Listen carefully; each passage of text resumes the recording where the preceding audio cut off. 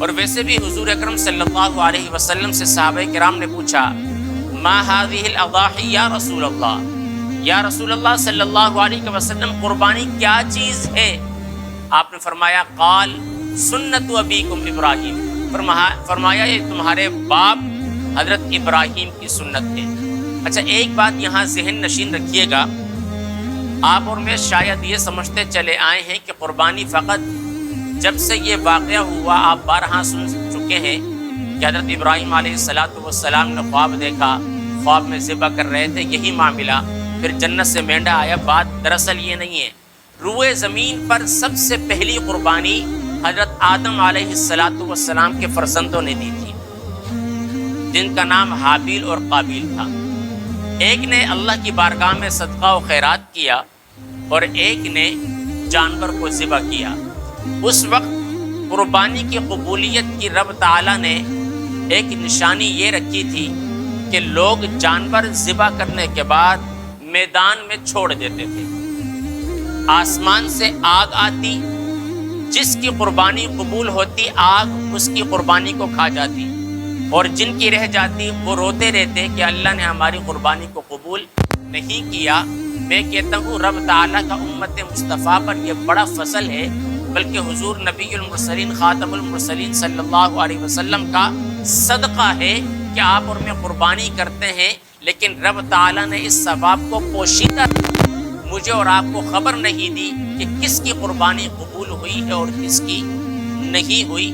اگر یہ چیز اب بھی ظاہری طور پر عیاں ہوتی تو آپ اور میں لاکھوں روپے کا جانور خریدتے ہیں، جس کی قربانی 1000 روپے والے کی بھی قبول ہو جاتی، وہ فرحت و مسرت سے جھوم اٹھتا، اور جس کا لاکھوں والا جانور بھی قبول نہیں ہوتا وہ ترستا رہتا اور روتا رہتا کہ میں نے لاکھوں کا جانور اللہ کی بارگاہ میں ذبح کیا ہے لیکن رب تعالیٰ نے قبول نہیں کیا۔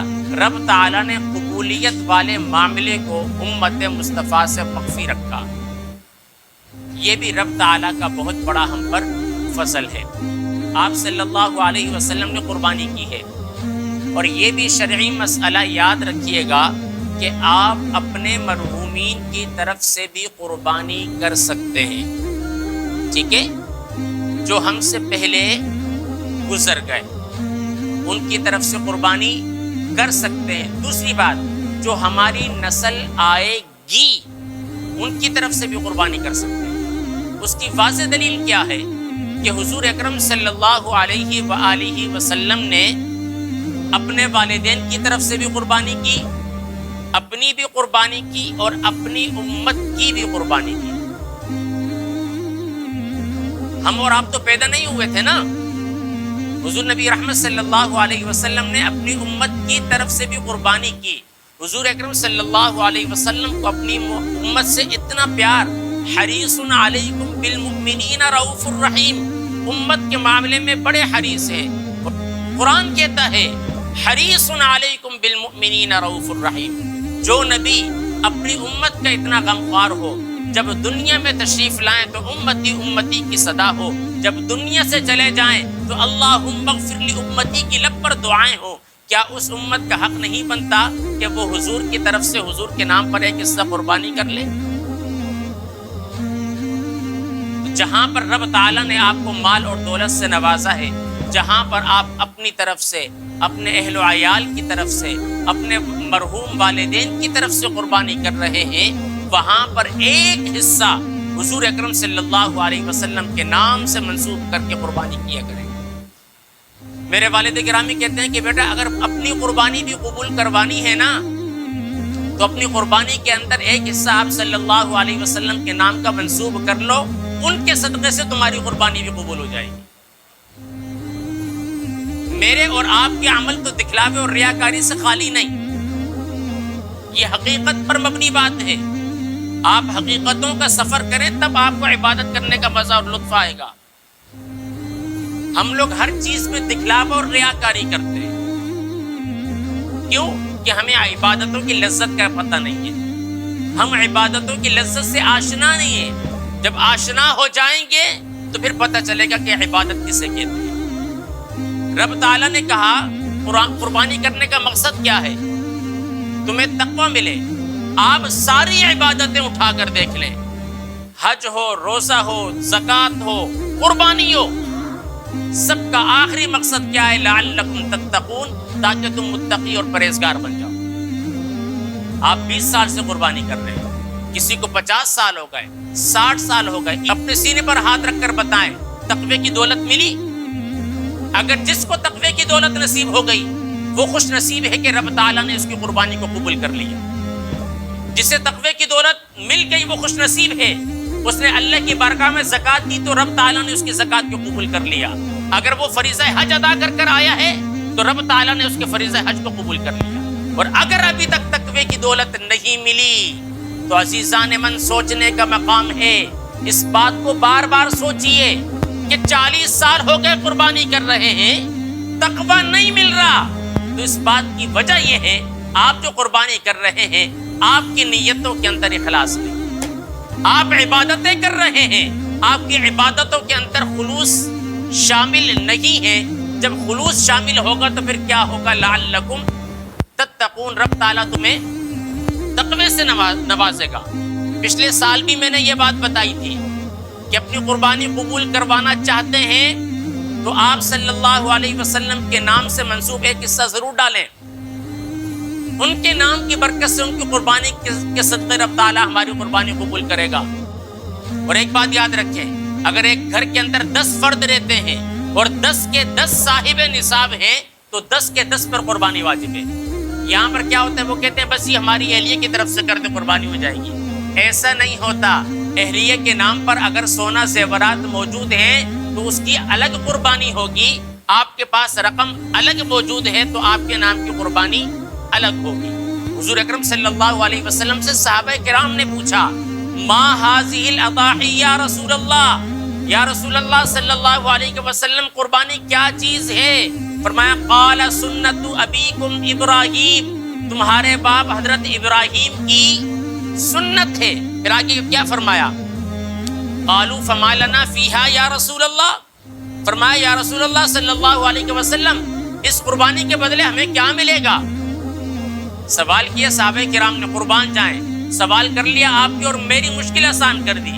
آج کے دور میں اگر یہ سوال نہیں ہوتا، یہ حدیث ہمیں نہ ملتی، ہم بولتے یار اور کیا فائدہ ہوا، گوشت مل رہا ہے، یہی کہتے نا۔ ہم نے تو ایسے بھی لوگ دیکھے، کہا بھائی آپ تو صاحب نصاب پہ قربانی کریں، کہا جی ہمارے گھر میں فریج نہیں، ہم قربانی کیوں کریں؟ ایسے بھی لوگ ہیں، ہم نے معاشرے کے اندر دیکھے۔ تو صحابہ کرام نے پوچھا اس قربانی پر ہمیں کیا ملے گا؟ اللہ کے نبی نے فرمایا قربانی کے جانور کے جسم پر جتنے بال ہیں ہر بال کے عوض 10 نیکیاں ملیں گی۔ آج مادیت نے بڑی ترقی کر لی جناب، مہینوں کا سفر آپ گھنٹوں میں طے کر لیتے ہیں، لیکن مادیت نے، سائنس نے کوئی ایسی مشین نہیں بنائی جو جانور کے وجود پر گن کر بتا دے کہ اس کے جسم پر کتنے بال ہیں، اور نہ ہی قیامت تک کوئی بتا سکتا ہے۔ ہر بال کے عوض کتنی نیکیاں ملتی ہیں؟ 10 نیکیاں ملتی ہیں۔ اب اندازہ لگائے نا ایک جانور کے جسم پر کتنے بال ہوتے ہیں۔ پھر آگے، اور جو لوگ قربانیاں کر رہے ہیں وہ بڑے خوش نصیب ہیں۔ بہت ساری احادیث مبارکہ حضور نبی رحمت صلی اللہ علیہ وسلم نے ارشاد فرمایا کہ جو انسان قربانی کرتا ہے، فرمایا وہ ہم میں سے ہے، وہ ہم میں سے ہے، اور فرمایا جو قربانی نہیں کرتا اس سے کہہ دینا کہ ہماری عیدگاہ کے اندر آ کر نماز پڑھنا تو دور کی بات ہے، غور کیجئے گا صاحب نصاب لوگوں سے کہہ رہا ہوں۔ حضور اکرم صلی اللہ علیہ وسلم کا فرمان ہے، فرمایا جو صاحب نصاب ہونے کے باوجود قربانی نہیں کر رہا، اللہ کے نبی نے فرمایا اسے کہہ دو عیدگاہ کے اندر آنا نماز پڑھنا تو دور کی بات ہے، اسے کہہ دو عیدگاہ کی دیوار کے سائے سے بھی نہ گزرے۔ کہاں کھڑے ہیں ہم لوگوں نے؟ تو اس کو رسم اور رواج بنا دیا۔ قربانی ہے ٹھیک ہے جی، محلے میں فلانے کا بکرا آ گیا ٹھیک ہے، تھوڑا سا گوشت مل جائے گا، خود نہیں کرتے۔ اور ہم نے ایسے بھی لوگ دیکھے جو فقط قربانی سے بچنے کے لیے قربانی سے پہلے بچوں کی شادیاں کرتے ہیں۔ کیوں کرتے ہیں بھائی؟ قربانی کریں گے 1 لاکھ روپے ضائع ہو جائے گا، وہ جہیز کی رقم ہم نے جمع کی ہے، اب قربانی بھی واجب ہے، قربانی سے پہلے شادی کر لیں گے، صاحب نصاب نہیں رہیں گے۔ ہم نے ایسے بھی لوگ دیکھے۔ تو عزیزان من خدا کے لیے ہیلے بہانے تلاش نہ کریں. رب تعالیٰ نے اگر آپ پر واجب کیا ہے تو اس فریضے کو ادا کریں. 10,000 روپے خرچہ آئے گا, سال میں ایک ہی دفعہ یہ عمل ہوتا ہے, سال میں ایک ہی دفعہ کیا جاتا ہے, تو اب آپ اس میں بھی ہیلے بہانوں سے کام لیں گے تو پھر کیا فائدہ ہوگا. ممکن ہے یہ عمل جو آپ اور ہم کرنے جا رہے ہیں, اس عمل کی برکت سے رب تعالیٰ آپ کی اور میری زندگی کی ساری نیکیاں قبول کر لے. اللہ تعالیٰ کی رحمت تو بہانے تلاش کرتی ہے نا, رحمت خداوند بہانہ بھی جوید. آج ہمارا آپ کا کیا معاملہ ہے؟ آج یقین جانے قربانی کرنا چاہ رہے ہیں, ابھی سے اپنی نیتوں کو خالص رکھیں, دکھلاوے اور ریاکاری سے بالکل پاک رکھیں. گوشت کی نیت بالکل نہ ہو. لن ینال اللہ لحومها ولا دماؤها ولکن ینالہ التقوی منکم. اللہ نے قرآن میں کہا تم لوگ جو قربانیاں کرتے ہو نا, سنو, اللہ تعالیٰ کو گوشت کی ضرورت نہیں ہے, اللہ تعالیٰ کو گوشت کی ضرورت نہیں ہے. اور ہم نے ایسا بھی دیکھا, کچھ لوگ قربانیاں کر لیتے ہیں اور عید کے فوراً بعد بچوں کی شادیاں کرتے ہیں, وہی قربانی کا گوشت شادی میں کھلایا جاتا ہے. ہوتا ہے؟ اونچی بولو. حالانکہ شرعی مسئلہ کیا ہے؟ آپ کا اپنا ایک حصہ آیا, اس کے پھر کتنے حصے کرو؟ ماشاءاللہ ماشاءاللہ, شکر ہے, بھولا ہوا سبق کچھ نہ کچھ تو یاد آ گیا آپ کو. وہ 3 حصے کس کس کے نام پر ہوتے ہیں؟ ایک آپ کا اپنا ہو گیا, دوسرا اعزہ اقارب کو ہو گیا, رشتہ داروں کو ہو گیا, تیسرا غربا اور مساکین کو ہو گیا. لیکن آج کے دور میں ہم کیا کرتے ہیں؟ وہ حصے کا گوشت آتا ہے, اس میں بھی چھان بین کرتے ہیں. چھان بین ہوتی ہے نا, جو تھوڑا سا چربی والا ہو یا چچڑے والا ہو, کیا کرتے ہیں؟ پیک کر کے جی وہ فلانی بستی کے کونے پہ غریب کا گھر ہے, اس کو دے دو. یہی معاملہ ہوتا ہے. فرمایا اللہ کی راہ میں وہی چیز دو جو تم خود اپنے لیے پسند کرتے ہو. آپ اپنے لیے کیا پسند کرتے ہیں؟ چچڑے, عمدہ گوشت. کیا پسند کرتے ہیں؟ اعلیٰ گوشت. تو پھر غریب کو بھی دو نا. ہمارا تو یہ مزاج ہی نہیں ہے. نہیں, لاکھوں روپے کا جانور میں نے اس کے لیے خریدا ہے. ارے میرے بھائی, آپ کے حصے میں سے 1 کلو گوشت اگر کسی غریب کے منہ کو لگ گیا, وہ یہ کہہ دے یا اللہ جس نے مجھے گوشت بھیجا ہے تو اس کی قربانی کو قبول فرما, مجھے بتائیے آپ کی قربانی کی قبولیت میں کوئی شک رہے گا؟ آپ اور میں حقیقتوں کا سفر کریں نا تو عبادت کرنے کا لطف اور مزہ آتا ہے. ہم نے ایسے بھی لوگ دیکھے جنہوں نے کہا بھائی ہمارے پاس سنبھالنے والا کوئی نہیں ہے, یا آپ کو ہم رقم دے رہے ہیں. ابھی مجھے ایک ساتھی نے بتایا, بولا امام صاحب مجھے ایک ساتھی نے 75,000 روپے کا جانور خرید کر دیا ہے, کہا اس کی کھلائی پلائی بھی کرو, جانور بھی ذبح کر لینا, اپنی طرف سے قربانی کر لینا. ایسے بھی ہم نے ساتھی دیکھے, اور ایسے بھی دیکھے جو کھرب پتی ہیں, فقط اپنی اہلیہ کی طرف سے ایک حصہ ملاتے ہیں. تو خدا کے لیے قربانی کے معاملے میں ہیلے بہانے نہ تراشیں. رب تعالیٰ دلوں کے حال سے بھی واقف ہے. آج اگر آپ کے پاس مال ہے اور آپ قربانی نہیں کر رہے, ممکن ہے اگلے سال اللہ تعالیٰ آپ کو اس مال سے محروم کر دے. پھر کیا کرو گے؟ اللہ کی راہ میں دینے سے کیا ہوتا ہے؟ مال بڑھتا ہے نا, مال بڑھتا ہے. رب تعالیٰ مجھے اور آپ کو پورا سال گوشت کھلاتا ہے, پورا سال کھلاتا ہے. کچھ ایسے بھی لوگ ہیں جو پورا سال گوشت کھانے کو ترستے ہیں. آپ یقین جانے واللہ جب ہم گوشت تقسیم کرتے ہیں, جب لائن پہ کھڑے ہوتے ہیں نا لوگ, تو ہمیں رونا آتا ہے. ہم بولتے ہیں یا اللہ تیرا شکر ہے تو نے ہمیں اس لائن میں کھڑا نہیں کیا. آج مال ہاتھ کی میل ہے نا, کہا جاتا ہے, جملہ مشہور ہے, آج آپ کے پاس ہے کل کسی اور کے پاس ہوگا. اگر اس مال کو بے اور آپ صحیح راستے پر خرچ کریں تو رب تعالیٰ کیا کرتا ہے؟ اس مال میں برکت ڈالتا ہے. تو آپ جتنے بھی حصے کریں اچھی بات ہے, لیکن آپ صلی اللہ علیہ وسلم کے نام کا ایک حصہ. اور یاد رکھیں, اگر آپ اپنے مرحومین کی طرف سے یا آنے والی نسل کی طرف سے قربانی کریں گے نا تو آپ کے ثواب میں کمی نہیں آئے گی, آپ کو پورا کا پورا اجر دیا جائے گا. آپ کے ثواب میں کسی بھی قسم کی کمی نہیں آئے گی. دوسری بات, آپ جانور خریدنے جائیں, لیکن جانور خریدتے وقت بھی نیت صاف رکھیں. تیسری بات, آپ کا اپنا مال حلال طیب پاکیزہ ہو, ملاوٹ زدہ نہ ہو. اگر قربانی کا آپ کو صلہ نظر نہیں آ رہا تو عزیزان من غور کریں، سوچیں، تدبر کریں، تفکر کریں کہ کہاں مجھ سے خامی رہ گئی۔ 40 سال سے قربانی کر رہا ہوں، تقوی کی دولت کیوں نہیں مل رہی؟ کیا میرا مال حلال نہیں ہے؟ کیا میری نیت صاف نہیں ہے؟ کیا میری نیت گوشت کے اوپر ہے؟ کیا معاملہ ہے؟ یہ آپ کو میں بھی نہیں بتا سکتا، آپ کے ساتھ دائیں اور بائیں جو ساتھی بیٹھے ہیں وہ بھی نہیں بتا سکتے۔ کیوں؟ آپ کی نیت کیا ہے یہ رب تعالیٰ کو معلوم ہے یا آپ کو خود معلوم ہے۔ عزیزان من، دلوں کو صاف رکھ کر اللہ کی رضا اور اس کی خوشنودی کے لیے قربانی کریں۔ آسان کام ہے، مشکل کام تو نہیں ہے۔ اور قربانی کا جانور دیکھنے کے سارے معاملات آپ کو پتہ ہے، سوشل میڈیا کا دور ہے، آپ دیکھتے ہوں گے ہزار معاملات ہیں، وقت اتنا نہیں ہے، لیکن فقط اتنا کہوں گا، نیت کو خالص رکھیں۔ نیت کو خالص رکھنا بڑا مشکل کام ہے۔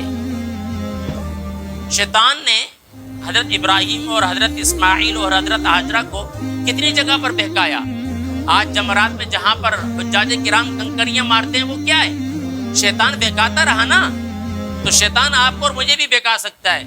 ارے بھائی وہ تو مولوی صاحب نے مسجد میں بات کی تھی، چھوڑو یار، ہوگی بات، اب تو منڈی میں آئے، کوئی بھی نہیں ہے میرے ساتھ، لیکن دل میں کیا ہے؟ اگلے نے 4 لاکھ کا لایا تھا، میں 6 لاکھ کا لے کے جاؤں گا تو پوری گلی والے میری تعریف کریں گے۔ یہ کیا ہو گیا؟ نیت میں کھوٹ آ گئی، تو پھر رب تعالیٰ اس قربانی کو قبول نہیں کرتا۔ میرے والد گرامی فرماتے ہیں انسان دکھلاوے کی نیت سے اللہ کے حضور 100 روپے دے، اور ایک مزدور آدمی اللہ کی رضا اور خوشنودی کے لیے 1 روپے کا سکہ دے تو وہ 1 روپے کا سکہ اللہ کی بارگاہ میں قبول ہو جاتا ہے۔ امیر آدمی کا 100 روپیہ قبول نہیں ہوتا۔ سب سے پہلی بات نیت خالص رکھیں، تقوی کی دولت خود مل جائے گی۔ حضور اکرم صلی اللہ علیہ وسلم نے ارشاد فرمایا قربانی کے جانور کی خوب خدمت کرو، اس کو خوب فربا اور موٹا کرو۔ صحابہ کرام نے پوچھا یا رسول اللہ یہ کیوں؟ فرمایا یہی تمہاری جنت کی سواریاں ہیں، یہی کیا ہوگی؟ تمہاری جنت کی سواریاں ہوں گی۔ صحت مند اور فربا اور موٹا جانور لیں، ٹھیک ہے؟ کوشش کریں عیبوں سے پاک ہو۔ سارے معاملات آپ کو پتہ ہے، دوبارہ دہرانے کی ضرورت نہیں۔ اللہ رب العالمین مجھے اور آپ کو اخلاص کے ساتھ اس فریضے کو ادا کرنے کی توفیق عطا فرمائے۔ آمین ثم آمین، وآخر دعوانا ان الحمدللہ۔